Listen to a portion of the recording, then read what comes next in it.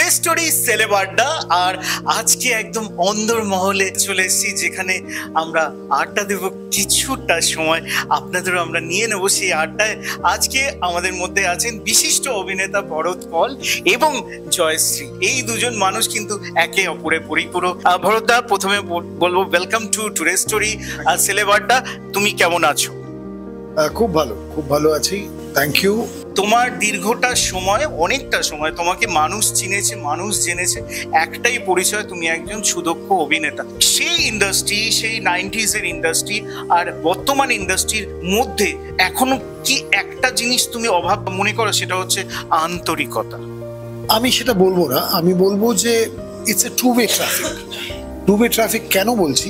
ধরুন আমি কোনো নিউ কামারকে বা যারা নতুন এসছে তাদের আপন করে নেওয়াটা আমাদের দায়িত্ব। আমি বহু বছর ধরে আছি, যখন আমরা এসেছি তখন বোম্বাদারা আমাদের কোনোদিন ফিল করায়নি, বা দীপক দা বা তাপস দা বা মিঠু দা, এরা কোনোদিনই এই ফিল করায়নি যে আই এম অ্যান আউটসাইডার। তো এই দায়িত্বটা আমি মনে করি যে সিনিয়রসদের উপরই থাকে। তুমি যদি আড্ডা মারতে চাও তাদের ডেকে আনো কাছে, সবাই আসতে চায়। বাঙালি আজও আড্ডাবাজ, বাঙালি আজও মানুষকে ভালোবাসে, মানুষকে সম্মান দিতে জানে। ফলে সেই জায়গাটা আমি খুব একটা খুঁজে পাইনি। এবং উইথ টাইম যেটা হয়েছে, এই প্লাস্টিক মানি আসার পরে না, আগে কি ছিল, একটা বাড়ি মানুষ করতে গেলে ইএমআই এর ফ্যাসিলিটি ছিল, এখন খুব ইজিলি। এবার কি হয়েছে, তোমার গাড়ি ইএমআই, তোমার লোনের ইএমআই। এবার এই যে ছোটা, তার মধ্যে যে তুমি সুখ খুঁজে পাবে খুব ডিফিকাল্ট।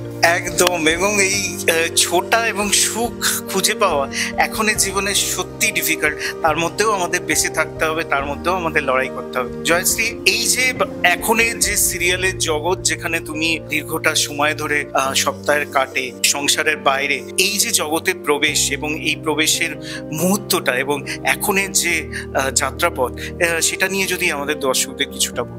প্রথমেই টুডে স্টোরিকে ধন্যবাদ, তোমরা আমার বাড়িতে এসেছো, থ্যাংক ইউ তোমাকে। তো হ্যাঁ, মানে এই যে সিরিয়াল বলছো তুমি, টিভির পর্দা, বেশ কিছুটা সময় আমরা বাড়ি থেকে বেরিয়ে আমরা মেকআপ রুমে থাকি। তো আমাদের এই বাড়িটা যেমন একটা সংসার না, আমাদের ওই শুটিং এর জায়গাটাও কিন্তু একটা সংসার। ওখানেও সবার মধ্যে এত বন্ডিং হয়ে যায়, এত ভালোবাসা হয়ে যায়। সিরিয়ালের বাইরেও আমরা ফোনে কথা বলি, যোগাযোগ রাখি। এই সম্পর্কটা না থাকলে না, বা এই ভালোবাসাটা না থাকলে, নিজেদের মধ্যে বন্ডিং না থাকলে কোনো সংসারেই কিন্তু মানে টিকে থাকা যায় না। অভিনয়ের কথা যদি তুমি বলো, যে হ্যাঁ অভিনয় করতে ভালোবাসি, এইটাই। ভরতদা, এখন যে ধরনের কাস্টিং চলছে, সিরিয়াল বলো বা সিনেমার ক্ষেত্রে বলো, সেখানে একটা জিনিস সবচেয়ে বেশি এগিয়ে আসছে, ডিজিটাল সোশ্যাল মিডিয়াতে কার কত ফলোয়ার, কে কত এগিয়ে আছে ফলোয়ারে, এক্ষেত্রে তার সিলেকশনটা কিন্তু এইভাবেই হচ্ছে। কি বল? আমি একটু এটা শুনেছি, আমি কিন্তু আমি একটু ডিফার করব। দেখুন, এই যে বাংলা ছবির সব থেকে বড় ক্ষতি, প্রাথমিক ধাক্কা, যাত্রা জগতই বলুন, নাটক জগতই বলুন, ফিল্মের জগৎ বলুন, প্রথম ধাক্কা দিল টেলিভিশন। এই যে বাড়িতে বসে আপনি দেখছেন, এবং যা যা নাটকীয়তা আপনি ছবিতে দেখতে পারেন সবটাই দেখতে পারেন, আজকে ফাইটও হয় সবই। দ্বিতীয় ধাক্কা এলো এই যে ডিজিটাল। এবার আপনি ইউটিউবে কন্টেন্ট দেখছেন, টাকা পয়সা লাগছে, যেটুকু আপনার ফোনের সাথে আপনার চার্জ হচ্ছে, সেটা বিশাল বড় ইম্প্যাক্ট। ডিজিটাল মিডিয়ামকে যদি কেউ অস্বীকার করে, কিন্তু নেপোটিজমের কথা আমরা শুনি, আর এই কথাটা আমরা শুনি। দেখুন, ফাইনালি আপনার কাজ চলতে হবে। আপনার 2 মিলিয়ন ফলোয়ার আছে, ইট ডাজন্ট, তাহলে তো আপনি এলভিস বলে একজন কেউ আছে, আরেকজন এইসব আছে ডিজিটাল হয়ে, তাদের নিয়ে একটা ছবি করে দেখুন। একটা যদি ফারহান আখতারও হতে পারে, ঋত্বিক রোশন, শাহরুখ খান, সলমান খান, এদের তো কথাই বলছে। এলভিসকে নিয়ে দেখুন না একটা ছবি, যদি ছবি দেখুন। ফোকটে একটা জিনিস পাওয়া, তখন আমরা তার স্বাদ নিয়ে কথা বলি। ওই ফোকটে খাওয়া আর 200-250 টাকার টিকিট কেটে হলে গিয়ে ছবি দেখা, এর মধ্যে আকাশ পাতাল পার্থক্য। এবং কাস্টিং ফলোয়ার দেখে এই যে কথাগুলো বলে, খুব সহজে আপনি একটা মানুষকে ছোট করে দিতে পারেন, যে তার 2 মিলিয়ন ফলোয়ার বলে সে তাকে কাস্টিং করে। এবার ধরুন, যদি তৃণা সাহার 2 মিলিয়ন ফলোয়ার থাকে, তার মতন কেউ অভিনয় করে দেখা। তৃণা সাহার মধ্যে সেই অ্যাক্টিং অ্যাবিলিটি আছে, সেই কোয়ালিটি আছে বলে সে টিকে আছে, নাহলে এখানে দুদিন কেউ আপনাকে টিকতে দেবে না। বুঝতে পারছেন শিল্পের অবস্থা, কিন্তু কাজ এমনি কম, ফলে কিছু করছেন না, আপনাদের কি করবেন? ক্রিটিসাইজ করুন, খুব ইজি। এই যে ট্রোলের কথা বললেন, বিয়ের কথা বললেন, আমরা দিব্যি আমাদের জীবনযাপন, সেটা দেখুন, ঝগড়া, মত মিলবে না, অনেক কিছু থাকবে, তারপরেও আমাদের এটা হচ্ছে 10th ইয়ার। 10 বছর যে কিভাবে কেটে গেল সেটা আমি নিজেও টের পাই। লোকের কাজ হচ্ছে কথা বলা, তারা কত কুছ তো লোক কহেঙ্গে, লোগোं का काम है कहना। ভরতদার সঙ্গে কিভাবে তোমার এই রিলেশনশিপটা হলো? একদম যদি ইনিশিয়ালি আমরা যাই, সেখানে কে কাকে প্রপোজ করেছিল? আমাদের টুডে স্টোরি পর্দায় আমরা এটাই জানতে চাই, কে কাকে প্রপোজ করেছিল এবং কিভাবে ব্যাপারটা এগিয়েছিল, এবং বাড়িতে কতটা তোমার এ ব্যাপারে বলার ফলে কি ঘটেছে? এটা একটা খুব মজার ঘটনা আছে। জি বাংলায় একটা সিরিয়াল হতো রাজজোট, তো ওখানে ইপি ছিল আমাদের তুলিদি। তুলিদি আমাকে টোটাল 3বার ফোন করেছিল ওই প্রজেক্টের জন্য। একবার বলেছিল তুই বনির মা, বনির মা মানে হচ্ছে ভরতকাল আমার বর হবে।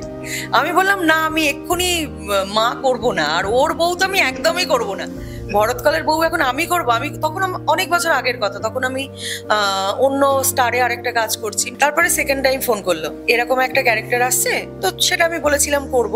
তো তখন চ্যানেল থেকে কিছু প্রবলেম হয়েছিল, বললো ওই ক্যারেক্টারটা জয়শ্রীকে দিয়ে যাবে না, আর একটু এজেড কাউকে নিতে হবে। থার্ড টাইম হলো যেটা আমি করলাম, মানে আমার এজেরই ক্যারেক্টার আমার পছন্দ হয়েছিল। তো ওই রাজ্যটক থেকেই কিন্তু শুরু। তখন ও কি করতো, কিছুদিন পর থেকে এটাও কি রাজ্যটক? হ্যাঁ, এটাও সবাই তাই বলে, যেটা রাজ্যটক সিরিয়াল করতে গিয়ে রাজ্যটক হয়ে গেছে। তারপরে দেখতাম ওই টেকনিশিয়ানের বাইরে না সবাই গোল করে আড্ডা মারতো। আমার যখনই প্যাকআপ হতো আমাকে বলতো বস বস বস বস, আর আমি একটু ঘর কোনো টাইপের, মানে তখন মনে হতো কখন বাড়িতে মা আছে, মায়ের কাছে যাবো। আর ওই টাইমটা আমি মেট্রো করে যেতাম দমদমে, আমাদের বাড়ি ছিল দমদম। বুঝতে পারতাম, আমি আবার বাড়ি গিয়ে আমার মাকে বলেও ছিলাম, জানো তো ভরতদান একটু কেমন, আমি বুঝতে পারি হয়তো কিছু বলতে চাইছে। তখন আমার মা বলছে না না, উনি বলবেন না, উনি এতটা সিনিয়র একজন লোক, সেটা কাজের দিক থেকে হোক আর এজের দিক থেকেই হোক, আমার থেকে তো অনেক সিনিয়র, তো উনি বলবেন না। তারপরে কথা হতে হতে হতে আমারও ওকে ভালো লেগেছিল, মানে দেখেছিলাম বাইরে সবাই যেটা বলে, মানে বাইরে যেটা কানাঘুষো শুনি, বা সামনের মানুষটা কিন্তু সম্পূর্ণ আলাদা। মানে তখনই দেখেছিলাম আমি তো একজন নতুন। আমি বলেছিলাম শোনো, আমি বেড়াতে যাবো এরকম, আমার একটু এইটা একটু করতে পারবে, একটু অ্যাডজাস্ট করে দিতে পারবে? শুধু আমার বলে না, প্রত্যেকের, মানে এত মানুষের জন্য ভাবে। আমি এরকম কিন্তু লোক খুব একটা দেখতে পাই না। মানুষ কিন্তু আজকালকার দুনিয়ায় না খুব স্বার্থপর, জানো তো, নিজেরটা ছাড়া বাইরের কিন্তু বোঝে না। কিন্তু আমি বাড়িতে বসে দেখি এই মানুষটাকে প্রত্যেকটা লোকের জন্য কিন্তু করে। তো তারপরে ও একদিন আমাদের বাড়িতে চলে গেছিল, মানে যখন বুঝেছিল যে আমার সিগন্যাল আছে আর কি, তো তখন বাড়িতে গিয়ে আমার মাকে বাবাকে বলেছিল। তো তারপরে হয়ে গেল আর কি, যেমন ভাবে হয় হয়ে গেল। এবং ভরতদা বাড়িতে পৌঁছে গেছিল। এই বাড়িতে পৌঁছে যাওয়ার আগের মুহূর্তে ভরতদার মনের মধ্যে কি হয়েছিল সেটা যদি না, আমার মনের মধ্যে আমি ওকে দেখে যখন ওকে আমি ফলো করা শুরু করি, আমি একটা জিনিস বুঝেছিলাম যে আমার তো মানে একটা ব্যাকগ্রাউন্ড আছে, সে দর্শক জানে, আজকে নতুন করে বলার কিছু। আমি সত্যি একজনকে চেয়েছিলাম যে হালটা ধরতে পারে। I am a very emotional person. আমার কোনো খুব ইম্পালসিভ একটা সিংহ লগ্ন ধনু রাশি, মানে একদিকে রাগ একদিকে ভীষণ emotional. And by that time আমি ডিসাইড করে নিয়েছিলাম কোনো সম্পর্ক না, হলে বিয়ে হবে, তারপরে বইয়ের পাতা খোলা হবে, এই পাতায় কি লেখা আছে সেই পাতায়। আগে থেকে তুমি বই পড়ে নিলে, তারপরে যে জানতে পেরে গেছে এ খুব করেছে, তারপরে বই পড়ে লাভটা কি? আমি বললাম ভাই করতে হলে বলো, আমি একবারে বিয়ে করতে রাজি, আমি সোজা যাই। তুমি যেটা প্রথমে বলেছিলে আমি ভীষণ পজিটিভ সাইনেই তৈরি। একদমই তাই, মানে আমি জীবনে হয়তো খুব কম সময়, আর যখনই নেগেটিভ হয়েছে আমার নিজের বোকামোর জন্য হয়েছে, কারোকে আমি দোষী করি। মনটাকে না খুব খুশি রাখতে হবে। যে ঠেলা চালায়, যে রিক্সা চালায়, যে কোটিপতি, যে মুকেশ আম্বানি থেকে নিয়ে আমাদের মতো চুনোপুটি, মানে আমরা নিজেদের একই জায়গায়, যেখানে নাসিরুদ্দিন শাহকে অ্যাক্টর বলি, যেখানে অমিতাভ বচ্চনকে অ্যাক্টর বলি, সেখানে আমরা নিজেদেরও অ্যাক্টরই বলি। আমার কাছে যদি ওভারঅল যদি আমাকে 26 কোটি মানুষ ভালোবাসে, আর কত মানুষে ভালোবাসে আপনার লাগবে? যেতে যেতে একজন খুদে মানুষ, যে এই পরিবারের সবচেয়ে বড় বন্ধু, যাকে নিয়ে এই পরিবারের দুজনে সবসময় কাটে, সেই মানুষটার কাছ থেকে দু একটা কথা না শুনে নিলে হবেই না, আমাদের ইন্টারভিউ ইনকমপ্লিট থাকবে। ছোট পুচকি সোনাকেও আমি এর মধ্যে এনে নিচ্ছি এবং আপনাদের সামনে পরিচয় করে নিচ্ছি। একটু সামান্য কথা শুনে নেবো আরিয়ার কাছে। বাবা না মা ভীষণ ফেভারিট কে, বা সারাদিনটা আরিয়ার কেমন ভাবে কাটে? বাবা, আর মা আমায় বকে সারাদিন। বকে? হ্যাঁ, জ্বর হলেও বকেই যায়। বাবা কি করে? বাবা বকে না বেশি। কোন একটা স্পেশাল মোমেন্ট যেটা তুমি আমাদের দর্শকদের বলতে চাও মা বাবাকে নিয়ে, যেটা এখনো তোমার খুব চেরিশ করো, মনে রাখো সবসময়? 2022 বা 2021-এ আমি মা আর বাবা নেপালে গেছিলাম। আচ্ছা, তো কেবল কার ছিল, কি হয়েছিল ওখানে? আমি খুব ভয় পাচ্ছিলাম তখন ওটা উঠে। আচ্ছা, কারে উঠে? আর মা ওখানেও আমার উপর চিল্লাচ্ছে। মার প্রতি অভিযোগটা রইলো, এবং মার প্রতি অভিযোগ থাকাকালীন মা কিন্তু আগে বলেছে ও আমার বোন, ও আমার মেয়ে নয়। সারাদিন আমাদের মধ্যে ঝগড়া চলে, তার মধ্যেই আমাদের জীবনযাত্রা চলে। আজকে এই ইন্টারভিউটা দেখলেন, আপনাদের কেমন লাগলো? আপনাদের সুচিন্তিত মতামত আমাদেরকে অবশ্যই জানাবেন। আপনাদের মতামতের অপেক্ষায় রইলাম, এবং ভরতদার যে কথাগুলো এবং জয়শ্রীর কথাগুলো আপনাদের কতটা মনের কাছাকাছি রইল সেটাও কিন্তু জানাবেন। ভালো থাকবেন, সুস্থ থাকবেন এবং দেখতে থাকবেন টুডে স্টোরি। নমস্কার।